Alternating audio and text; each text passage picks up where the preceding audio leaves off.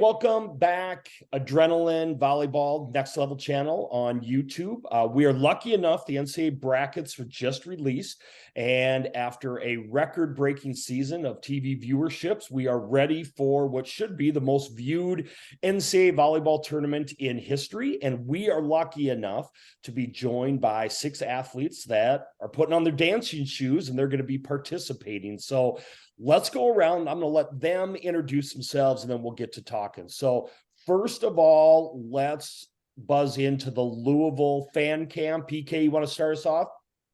Hi, so my name is Pegadon Kong, but most people know me as PK, and I am a junior middle blocker here at the University of Louisville. And my name is Amaya Tillman. I am from Kansas, and I'm a senior middle blocker. That sounds good. Now we're going to zip back over to Vermillion, South Dakota, the Coyote fan cam. You guys want to go ahead? I'm Laura Peterson, and I am a junior DS. I'm Brooklyn Schramm, and I'm a junior setter. Thanks, guys, for joining us. And finally, to Lexington, Kentucky, and the UK fan cam. Ladies, go ahead. Hi, guys. I'm Maddie Breswitz. I am a senior DS. And I'm a Johnny Teeler. Most people know me as Z, and I'm a senior middle blocker from Dallas, Texas. Sounds good. So first of all, congratulations to all 6 of you. Your teams, each of you guys are conference champs. Let's see if I got this right. Kentucky, 6 consecutive. 6 in a row. Congratulations. USD, I believe 3 straight Summit League. Yep. Is that right? And then Louisville, is it 2? The last 3. 2? Round 3. That's right, correct. 3 ACC. So we're joined by greatness. And then also Louisville last year made the Final Four that were there. PK, we got to talk to you there. And then 2 years ago, Kentucky national champions. So you guys have had some postseason success. So let's start there. Since you all are upperclassmen, you've all played in the tournament before. Is there more of a sense of urgency in preparing, knowing that you're one and done, or do you just handle it like, try and stay calm and handle it like another match? Kentucky, let's start with the Wildcats. What do you guys think? Yeah, I can go first. We talked about at the beginning of the season how each challenge is like a mountain. And so when you're in the middle of the season, there's certain challenges that you have to overcome. And it's kind of like once you get over that mountain, then there's another mountain, and there's another mountain after that. And so now we're at the point of the season where there isn't another mountain after this one. So trying to take it one game at a time is the hardest part, I think. We need to be as focused as we can on Loyola, but also know we have a really good Western Kentucky team to play after that. So it's a pretty cool time in the season, but it's also definitely challenging to make sure that we're locked in on, our first opponent and then our next one, and so on and so forth. And in terms of preparation, it's kind of a little bit of both. You want to have that sense of urgency, but you also want to trust your training and trust that you're here for a reason and that everything's going to work out the way it should. But it's definitely a little bit of added pressure because there's no more mountains at the back end. So it's exciting. And then Laura and Brooklyn, let's ask you guys, because you maybe go in as the underdogs, right, where the other 2 schools are a higher seed. Was it like for you guys, is there more pressure, or are you like, do you go in with we don't have anything to lose attitude? How do you guys approach the tournament in this week? I think that just essentially like there can be pressure on us, and we might feel the pressure at some point, but just throughout the whole season and throughout our whole careers here, they've just preached that the pressure isn't on us, it's on everyone else. We're here, we've made it this far, one game at a time, like do what we need to do and we'll be fine. But yeah, I would say it is kind of an underdog mindset because we usually play ranked opponents. And I think it's fun though to like have that mindset of like going in there and being able to like come out like winning against someone that's ranked. So well, and I mean, I think that's why brackets and college basketball exploded years ago was with the bracket busters, right? Everybody loves great underdog stories. Now, the other 2 schools, they might not want to hear about underdog stories, but that's what makes the tournament cool, is that any team could win on any one day, right? Yeah, Kentucky basketball at St. Peter's, fine example. You guys said that. I did not. PK Louisville crew. Let me ask you guys: is this a brand new tournament? Do you go in thinking, man, we were so close last year, we have unfinished business, or is this a brand new year? Last year doesn't matter. I would definitely say it's a brand new year. Last year doesn't matter, because as nice as it is to have that past success and comfort under your belt, I mean, it is a completely new team, so there's a whole new vibe going on. And it's like, yes, like I said, it is nice to like look back into the past and know that like, you're capable of so many great things, but there's new pieces and it's a new team. Obviously playing different teams and whatnot. So we'd have to come in with like a completely different energy and mental. Yeah, and I think if anything, playing with a chip on our shoulder and knowing like that pressure is a privilege, and kind of like as you said, just trusting your training in those big moments. Yeah, absolutely. And then, so let's talk about mindset and trusting that training. We talk a lot, especially with college athletes. Throughout the year, I'm guessing you guys work with, psychologists come in, right, in the sports training. With that, do they come in even more during tournament time, or is it, hey, you know what you know, or will you guys have sessions with them as you lead up and throughout the tournament? Because I know all three of your schools work with those.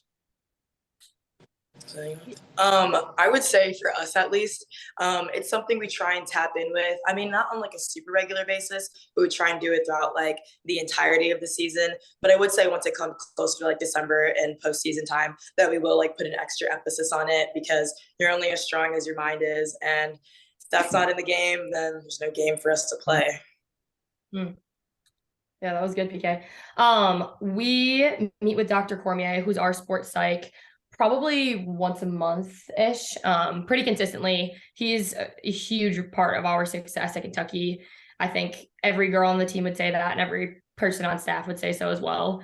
It's funny because the year we won it in 2020, it was a hard year for everyone in the world, right? And so that showed for us, like individually, just like in our personal lives, it was just a really hard year. And so that year, I felt like we were meeting with him all the time. Like every day. I was like, oh, Doc is back. Yeah. But now it's a lot more of trusting that what we've already talked about with him, and kind of those themes that we've already discussed throughout the season. We haven't met with him yet, but I'm sure we'll be seeing him sometime this week. So it'll be in our teamwork shortly. Wait, let's talk about just the volleyball world. And I know, PK, Maya, Batty, Johnny, you guys play against each other, but I mean, do you follow other players in the sport, and with more TV coverage and, even the national team training, those type of things, do you follow other athletes that either you play against or you watch at your position? Do you feel like you do more of that maybe than even like 5 years ago? I can take this. Me and Amaya have been playing against each other since we were 14 years old. So very familiar with each other's game. And so it's really awesome to see her performing so well. And hopefully she would say the same about me. But it's growing a lot. I know there's so many players that are doing such amazing things. And so it's really fun to keep up with everyone, especially as you get onto the higher levels. So yeah, I agree. And just even like a couple days ago, we just had like a little gathering at our house and watched like the Big Ten games going on before the selection show started. So just keeping up with that. And then also our coaches like us to watch a lot of professional volleyball and tag those on our volumetrics. So I think just looking at the professional side too can really help, and you can see athletes that you want to play like, and kind of like learn the game.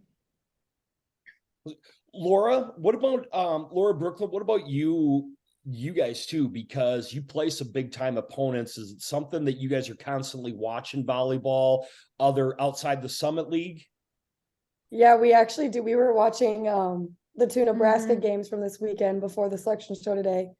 So I would say we do watch a fair amount of volleyball. A lot of our teammates do too. Like, we're usually on the bus, we'll watch the games that are playing. So yeah. And for everybody, do you think, maybe more so for the seniors, do you think that's something that's made a big jump maybe when you entered college? Well, some of you might have been 8 years ago now with COVID and red shirts and everything. But way back when you entered college, is that different now? Just following other athletes, it seems like you guys are doing more film study now, more the sport is on TV more now. Can you tell a big difference from when you started? Yeah, Darren, I can take this. I think that with volleyball just being so much more accessible, it's a lot obviously it's a lot easier for us to watch the sport, but it's also a lot easier for us to follow the sport. You go on your Twitter feed, and a lot more of it is volleyball related things now, which is really great for the sport. It's good for high school kids. It's good for us as college students. But I think on the other side of it, it's also the social media piece. TikTok is pretty cool. I was like the most anti TikTok person for the longest time, and now I'm following Louisville volleyball on TikTok all the time because they're always have their TikToks, and I think it just goes that's from coast to coast. It's cool because you can see girls at a much deeper level now through their social media pages, and we had that a little bit in high school, but it just continues to grow, which is pretty neat. Yeah, and sorry, go ahead. No, go ahead. I was gonna say, as with the social media part, like you don't have to go and seek it out. Like it's now right in front of you because the exposure that women athletes are getting now, it's like right there for you to see. So it's just a lot more exposure. And so that brings me to my next question, because I believe y'all are sponsored schools. So I know last year there was the big controversy. So do you guys know what you're getting in your swag bags yet, or when do?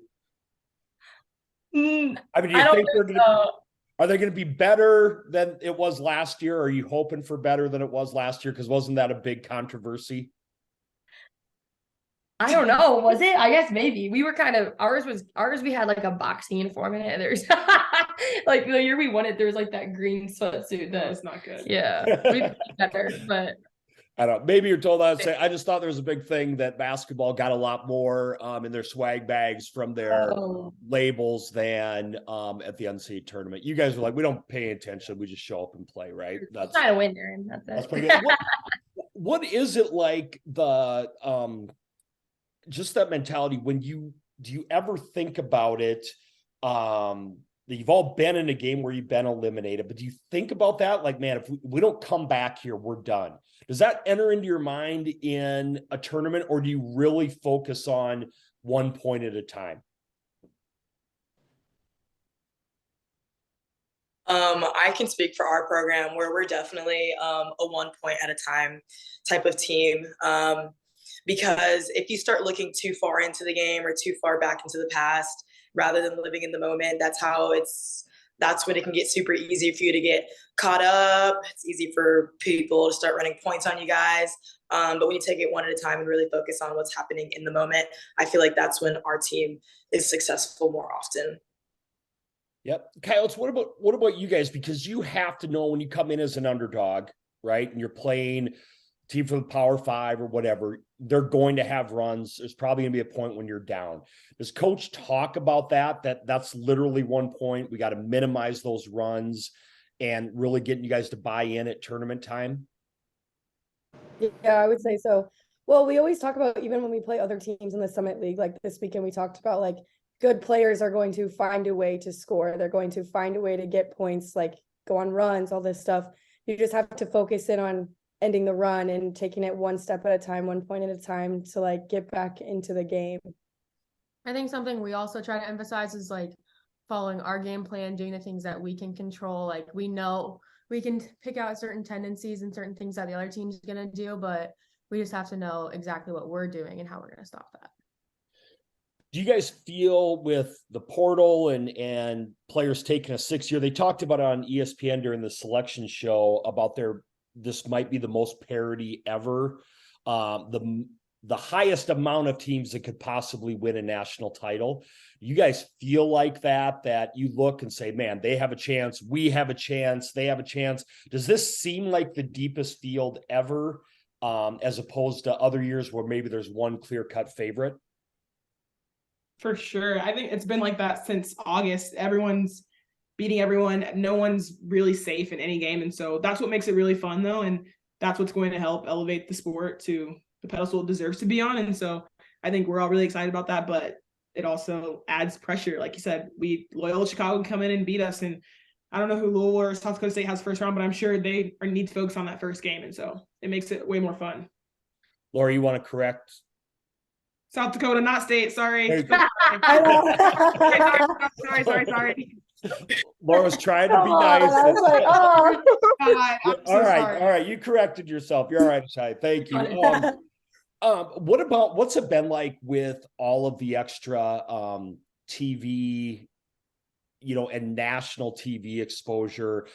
Does that help you get fired up for games? Is it a pain that you're having to do a lot more interviews and stuff like this, or does it make it a better atmosphere knowing that, hey, we're on ESPN or ESPN2?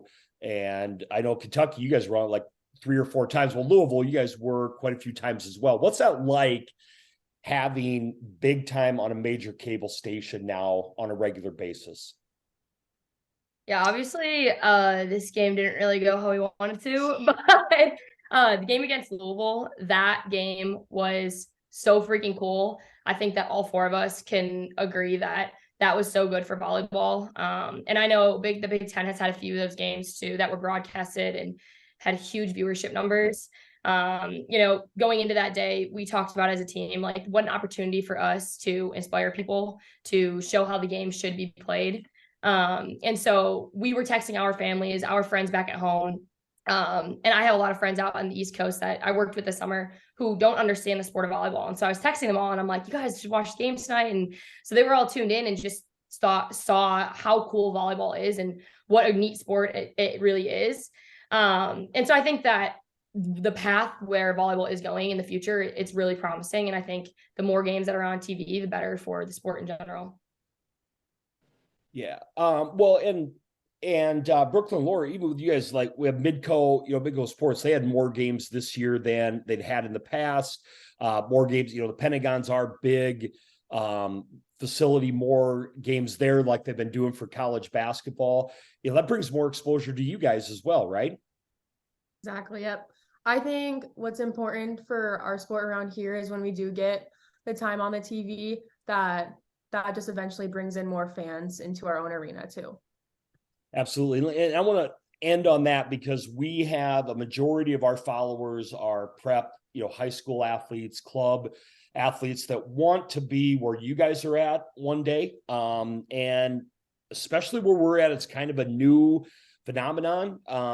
So what would you tell, if you look back on your club high school days, if somebody wants to be where you're at now, what is the number one bit of advice you would give them, either on or off the court? We'll just go around. I'd like all 6 of you to answer that if you could.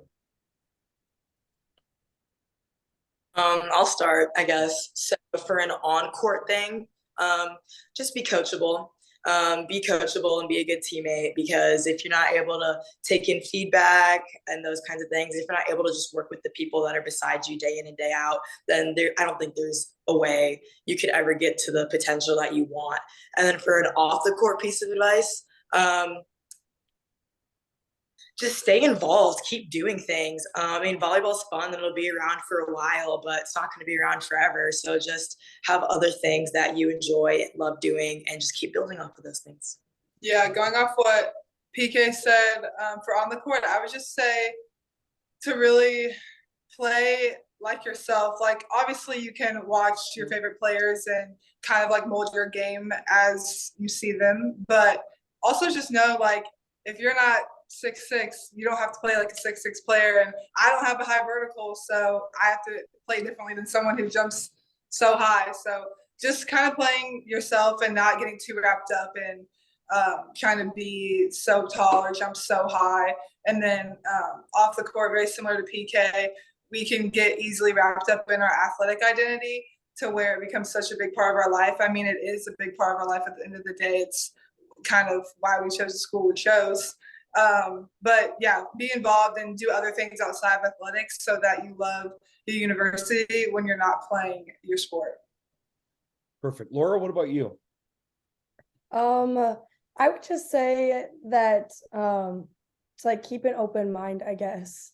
Like throughout like the recruiting process, like I know it can be stressful and like not necessarily like having like a set like when everything's gonna fall into place. So just like keeping an open mind about, you don't know like what what's going to happen tomorrow or who's going to approach you about this. So just like focusing on where you were at in the moment and being present, I think is what I would say, because everyone's recruiting process is different and where you end up everyone is different. So I think just being present in your own process and not worrying about other people's will save you a lot of stress. Great answer. Brooklyn, what about you? I think just for both on the court and off the court, I think just understand that like it's not easy. It is very, very difficult to do what we do and do all the things that we do. And I know a lot of people don't see all the hours that we put in, but I think just being able to kind of balance the having a normal life and then having this life like is huge. Perfect, guys. Kentucky? On the court, this sounds so cliche, but have fun. This is supposed to be fun and it's a game. And if it's not fun, then you're probably not doing it right. And so it's so easy to get caught up in how you're doing and wins, losses, and all that stuff. But it's a privilege that we get to play a game and at such a high level and get our education paid for. And so make the best of it. It's a lot of fun to do. And off the court, building relationships is so important because you're not going to remember the wins and losses 10 years from now. You're going to remember the people you did it with. And so take time out of your day to go get coffee with that friend, or I don't know, sit down with someone, because that's what you're going to remember. And then lastly, I think overall, I know some of the girls already touched on it, but your identity is not volleyball. It never is, and it never will be. And I think when girls come into college, their lives have been volleyball for 15 years. And so kind of changing that mindset and finding things that make you happy and investing in people, like Z said, or things that really, make the everyday things a lot easier. Awesome. So I just want to end with this. And Laura, when I watched the Yotes, I didn't see a lot of bench dancing. Are you guys getting more into the celebration? And do you guys do that a little bit more now, or is it still what's your go-to dance, I guess, during a match? Well, we actually I think our bench actually has some pretty good cheers on the we do this one where it's when our libero serves, we all lay on the floor. We all lay on the floor, like put like goggles on, yeah. And then one of our middles gets a kill. She jumps on someone's back and like spins around.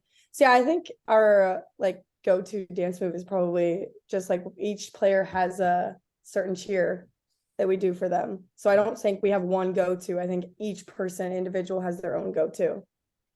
Because I don't understand what's really going on the court. That's the stuff that I watch. But Louisville PK, I'm going to tell you now, maybe you guys have changed, but Kentucky dominated y'all when you played on the bench cheering. They got the line dance. Yours truly. They got the line dances going on. I mean, have you guys picked up your games since September? I would say yes. September was a very long time ago. That was a very and it's rude to dance in enemy territory, all right? All right. Well, so I'm watching every one of your matches, so I'm going to be grading y'all. So know that if you bring that to Omaha, throw a couple new line dances in there for me, can you? Okay, I got you. You should have at Georgia Tech. We played at Georgia Tech and had that whole little half-hour intermission for them to re-wipe the hotel flex. Oh, yeah. I don't know if any of you guys heard of that or saw that. When we were playing at Georgia Tech a couple weeks ago, it had rained that day, and there's just like a whole lot of condensation in the gym, and it's just already super small and hot as is, no AC. So the entire court was so slippery. We probably have a couple of viral TikToks. Oh, I saw Alexa made a TikTok about that. Yes. Okay. One is just slipping and falling. It's not safe. It's not okay. And we are down 2 sets, but we stopped the whole game. They mop the floor. It takes like half an hour. And we're out here like dancing to like the cha-cha slide and all that stuff. Down. Oh. Don't get Maddie going. Maddie, you're the queen of that. I'm thinking you're the one who comes up with all those for the cats, right? Yeah, I've toned it down. Yeah, no. Well, I've gotten better, but my freshman year, I tried. Now, we're a little more low-key about it. Avery will be there. You guys might as well have fun, right? So, right. Hey, I'll let you guys go. I thank you all so much for your time. Best of luck. And Laura, there's a shot second weekend. You can match up with PK and Sydney, right? That second weekend. Mhm. Mhm. Back to Louisville, baby. A little rematch. Yep, that's right. A rematch from the beginning of the year. So Yeah, that's hey, from August. That's not September. That's August. That's Long Yeah. time. Like first Man. weekend. Yeah, that was like first weekend. that was a whole new thing. Oh, my dogs are giving me the signal. It's time to go. We've been talking too long. So I thank y'all. Best of luck, and hopefully we see y'all in Omaha. Okay. Thank you. Take care, Yeah. guys. Thank